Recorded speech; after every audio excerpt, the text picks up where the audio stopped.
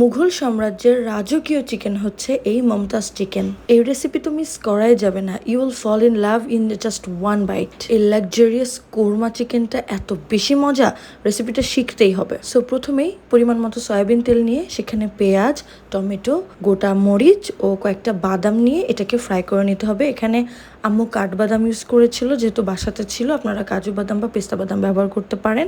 এটাকে পুরোপুরি ভাজতে হবে না, জাস্ট একটু নরম হয়ে আসলে এটাকে উঠিয়ে নিয়ে এটাকে ব্লেন্ড করে নিতে হবে। একটা পেস্ট তৈরি করে নিতে হবে। এখানে কিছুটা পানি অ্যাড করে নিতে হবে ব্লেন্ড করার সময়। দেন আম্মু চিকেনগুলোকে একটু ফ্রাই করে নিবে। এখানে গোটা মশলা ব্যবহার করবে আম্মু। চিকেনগুলোকে আগে ঠিক মতো সাজিয়ে নিয়ে গোটা মশলাগুলো অ্যাড করে দিবে। এটা ডেসক্রিপশন আমি স্ক্রিনে দিয়ে দিব। তারপরে গোটা মশলা সহ মুরগিগুলোকে 2 থেকে 3 মিনিট একটু ভালো মতো ফ্রাই করে নিতে হবে। তারপরে 1 চা চামচ গোটা জিরা এখানে অ্যাড করে দিতে হবে।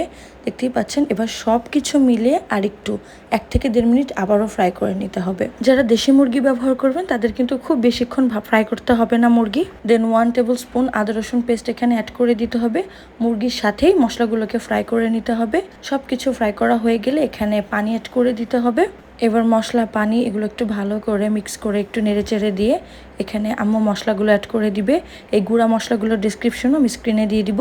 সব কিছু ভালো করে মিক্স করে এটাকে 4 থেকে 5 মিনিট লো টু মিডিয়াম আঁচে রান্না করে নিতে হবে। রান্না হতে থাকবে। মিন ওয়াইল আম্মু আরও কিছু জিরাকে একটা ফ্রাইং প্যানে নিয়ে এটাকে ভেজে নিবে।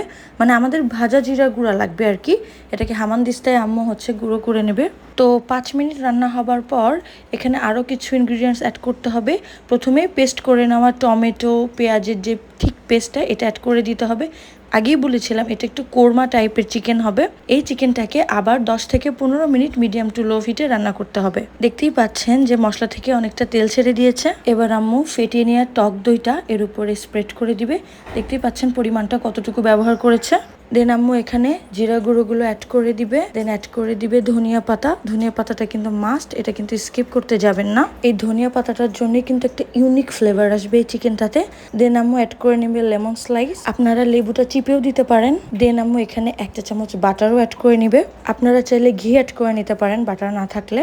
দেন এখানে গোলমরিচের গুঁড়ো অ্যাড করে দিবে। চিকেনটার দিকে এখন তাকান, একদম মুঘল সাম্রাজ্যের একটা রাজকীয় চিকেন এটা। আর এটার টেস্টের কথা না খাওয়া পর্যন্ত বুঝবেন না। আমি আগেই বলেছি যে খেলে প্রেমে পড়ে যাবেন। দেন আরেকটা প্যানে একটুখানি সরিষার তেল নিয়ে সেখানে ফালি করে নেওয়া কাঁচামরিচ নিয়ে এটাকে কিছুক্ষণ ফ্রাই করে নিয়ে বাগার দিতে হবে। দেখতেই পাচ্ছেন এখানে বাগারটা দেওয়ার মাত্রই ঢাকনাটা দিয়ে দিবেন, যাতে ফ্লেভারটা বাইরে বের হয়ে না যায়। সো আমাদের most waited Mumtaz chicken ready. দেখতেই পাচ্ছেন এটা কিন্তু অনেক স্টেপে রান্না করতে হয়। এটা কিন্তু আপনি ডেইলি খাবেন না। আপনার গেস্ট আসলে বা বাসায় কোনো দাওয়াত থাকলে আপনি এই চিকেনটা রান্না করবেন। বাকি সবাই তো প্রশংসা করবে। এই রেসিপিটা কিন্তু মাস্ট ট্রাই করবেন।